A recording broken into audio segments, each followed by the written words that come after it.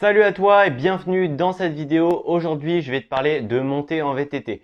Donc peut-être que toi, t'aimes pas forcément les montées en VTT, ce que je comprends. Et du coup, dans cette vidéo, aujourd'hui, je vais te donner les 7 astuces qui vont pouvoir te faire aimer les montées, où tu vas pouvoir ressentir du plaisir dans les montées et que du coup, les montées ne soient pas un calvaire pour toi. Donc si t'aimes pas les montées, je comprends que c'est quand même un gros problème pour toi parce que dans la pratique du VTT, pour descendre, il faut monter. Et de toute façon, c'est ça le but aussi de cette pratique, c'est de faire des montées et des descentes. Du coup, si tu n'aimes pas les montées, en fait, tu aimes que la moitié de la pratique du VTT. À moins que tu fasses du DH ou de l'enduro, même si en enduro, il y a quelques montées, souvent, on est quand même obligé de faire de la montée en VTT.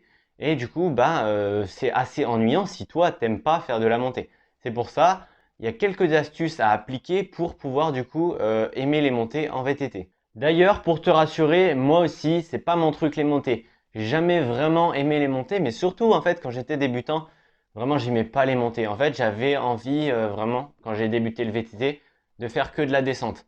Mais en fait, les paysages à côté de chez moi, en fait, il y avait pas, on ne pouvait pas trop avoir accès à un bike park ou alors une station avec des remontées mécaniques pour pouvoir faire que de la descente. Du coup, pour pouvoir faire des descentes, j'ai été obligé de faire de la montée. C'était un peu contraignant, c'est vrai, j'ai vraiment eu du mal, mais du coup, au final, j'ai réussi à quand même aimer les montées. Je me suis entraîné, et au fil des semaines, au fil des mois, à force de m'entraîner pour pouvoir, du coup, j'ai fait les montées pour pouvoir faire les descentes. Au début, c'était pas, je voulais faire les montées, c'était juste parce que j'avais pas le choix pour faire les descentes, je devais faire les montées. Je me suis du coup un peu accoutumé à cette histoire de montée. J'ai commencé à aimer les montées. C'est pour ça que je veux te parler de ça aussi dans cette vidéo. Toi, c'est peut-être ton cas en ce moment. Peut-être pour ça que tu regardes la vidéo aussi. Et j'ai envie du coup de te donner mes conseils aujourd'hui pour que toi, tu puisses éprouver aussi du plaisir dans les montées. Alors le premier conseil déjà, c'est d'alléger son vélo au maximum. Tout ce qui est accessoires superflus qui ne servent pas à grand chose, tu peux les enlever. Direct, tu les dégages du vélo, ça va te faire gagner du poids. Et vu que ça te fait gagner du poids, tu vas pouvoir du coup avoir un vélo plus léger et monter plus facilement. Si du coup tu montes plus facilement, tu vas moins forcer et du coup tu vas quand même avoir plus de plaisir en montée. C'est sûr que si tu as un vélo qui est hyper lourd, tu as l'impression que tu tractes un truc derrière toi qu'en montée, tu as l'impression que tu avances à rien, du coup, c'est un peu démoralisant par rapport à l'effort que tu fournis. Tandis que si tu as un vélo un peu plus léger, voilà, tu vas grimper tranquillement et tu vas te dire, c'est bon, là, je sais monter, je monte bien. Voilà. Quand je parle d'accessoires superflus, bien entendu, je veux parler par exemple des accessoires comme le garde-boue. Même si vous allez me dire, le garde-boue, ouais, mais c'est bien quand il y a de la boue, contrer la boue, etc. Je sais pas. De toute façon, là, on est en été, il fait chaud. Quand vous voyez qu'il va pas pleuvoir, le garde-boue, vous le dégagez. Tout ce qui est lumière, lumière d'éclairage et tout, je sais qu'il y en a sur des VTT, ils ont des lumières, hein, voilà. C'est juste pour information, j'en ai vu. Du coup, hop, si vous roulez pas la nuit, de toute façon, ça sert à rien, vous les dégagez. De toute façon, les lumières, c'est rapide à installer et à enlever.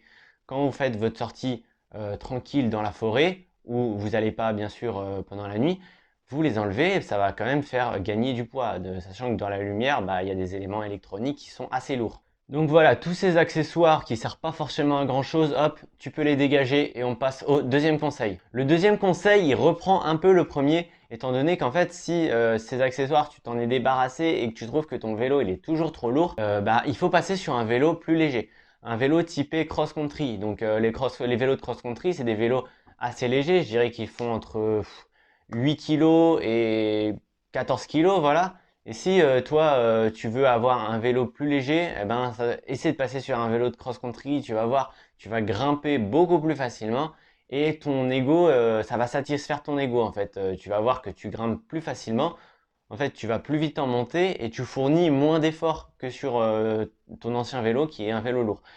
Et du coup, tu vas être fier de toi en gros et tu vas commencer à apprécier les montées. Tu vas voir au fur et à mesure des semaines qui vont passer, si tu continues à rouler en montée avec ton vélo qui est léger, là tu vas vraiment kiffer les montées et tu vas voir que ça vient tout seul en fait, hein. Le troisième conseil est de s'amuser en montée.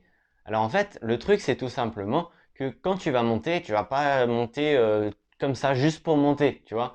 Il va falloir que tu essaies de t'amuser, en fait, que la montée devienne un jeu. Tu vas essayer, je sais pas, de trouver des trajectoires différentes que tu n'as pas encore prises. ou alors tu vas essayer de faire quelques figures avec ton vélo pour t'amuser. Surtout par exemple si tu es avec des amis, là du coup tu peux essayer de faire des jeux, dire tiens vas-y moi je passe par là, toi tu passes par là, on verra qui arrive en premier en haut de la montée, tu vois.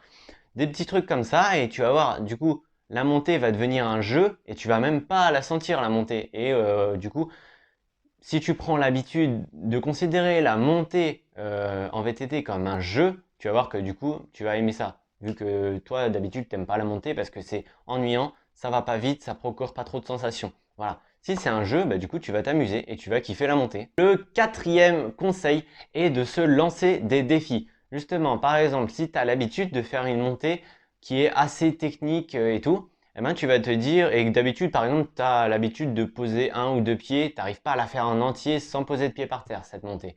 Et bien là, à chaque fois que tu vas la refaire la prochaine sortie et encore après, tu vas te lancer des défis. Tu vas te dire, tiens, cette fois-ci, je la passe en mettant qu'un seul pied.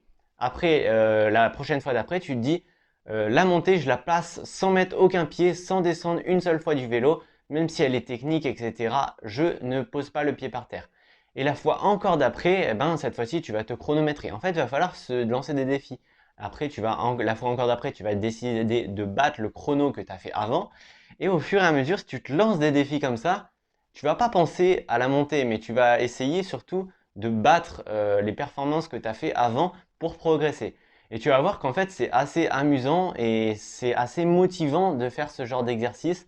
Et au fur et à mesure du temps qui va passer, que tes défis vont être de plus en plus exigeants, tu vas voir, tu vas aimer la montée à fond. La cinquième astuce pour aimer la montée, c'est celle que je t'ai déjà évoquée précédemment au début de cette vidéo, c'est de penser à la descente qui va suivre la montée. Alors par exemple, si souvent tes balades, en fait, c'est une très grande montée très très longue et après c'est une très très grande descente, et ben là, ça va te faire hyper plaisir de faire une sacrée descente qui est hyper longue, qui procure beaucoup de plaisir. Du coup, pendant cette montée qui est assez chiante, qui est assez longue, voilà, t'as pas forcément de plaisir. Pense et repense à ce qui va arriver après et à la super descente que tu vas te faire avec tes amis. Et du coup, ça va direct te faire oublier le moment présent où tu es en train de souffrir dans la montée, c'est chiant. Tu vas déjà te projeter sur ce qui va arriver et où tu vas super bien t'amuser. Du coup, en fait, tu vas oublier ce qui se passe en ce moment et voilà. Du coup, c'est pour ça que c'est la technique que j'ai utilisée et personnellement, ça marche hyper bien. La sixième astuce, qui est vraiment l'astuce, c'est vraiment si tu n'aimes pas du tout, mais du tout les montées, eh ben, c'est d'acheter un vélo électrique. Alors oui, les vélos électriques, ça coûte cher, etc. Mais ça a plein d'avantages et notamment si vraiment tu n'aimes pas du tout les montées, tu n'arrives pas à progresser en montée, tu peux acheter un vélo électrique. C'est un peu lourd, etc. Mais tu vas voir, tu vas monter, mais hyper bien. Personnellement, j'ai essayé un vélo électrique et ça monte, mais c'est une fusée en montée, c'est un truc de fou. C'est trop bien. Vraiment, moi qui aimais pas trop la montée, j'ai essayé, et j'ai trouvé ça que c'était miraculeux le truc. Vraiment trop bien. Du coup, ça c'est la solution si t'aimes vraiment pas les montées. Voilà.